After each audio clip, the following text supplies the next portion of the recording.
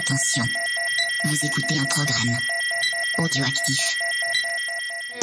A stunner from Fabio Quartararo to win, and the battle for second is close, but it goes to Zarco in an amazing race.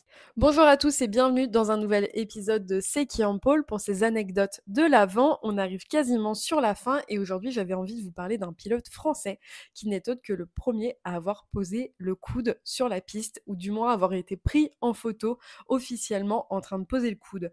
Et c'était en 88 avec un certain Jean-Philippe Ruggia à Donington en Angleterre où il a été pris en photo par un photographe professionnel en train d'avoir le coude qui frottait le sol.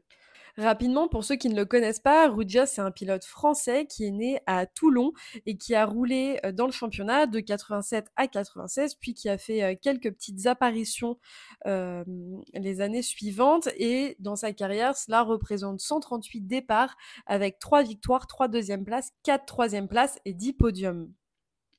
Et Ruggia, clairement, maintenant, il passerait inaperçu en posant le coude, mais à l'époque, c'était clairement le pilote qui se démarquait des autres en faisant ça, puisque la catégorie 250 était parfaite pour ce genre d'acrobatie. On avait des 125 qui étaient beaucoup plus agiles, avec des pneus qui étaient beaucoup trop étroits pour ce type d'inclinaison, et les 500 étaient beaucoup plus puissantes, et elles avaient de toute façon pas besoin d'autant de vitesse dans les virages d'ailleurs. Et ce mouvement de Ruggia a été repris quelques années plus tard par Max Biaggi, une nouvelle fois encore en 250. Donc maintenant, c'est clairement une norme de voir un Quartararo, un Marquez poser le coude, mais on a vu aussi des pilotes aller plus loin que ça, en posant l'épaule comme Martin à Montmelo, ou encore Scott Redding qui était venu faire frotter le casque. À ce rythme-là, ils vont juste finir par poser tout le corps, et c'est à la limite de juste ressembler à une chute. Après, si on joue avec le nombre de parties posées au sol par les pilotes, Rins a largement gagné en 2021.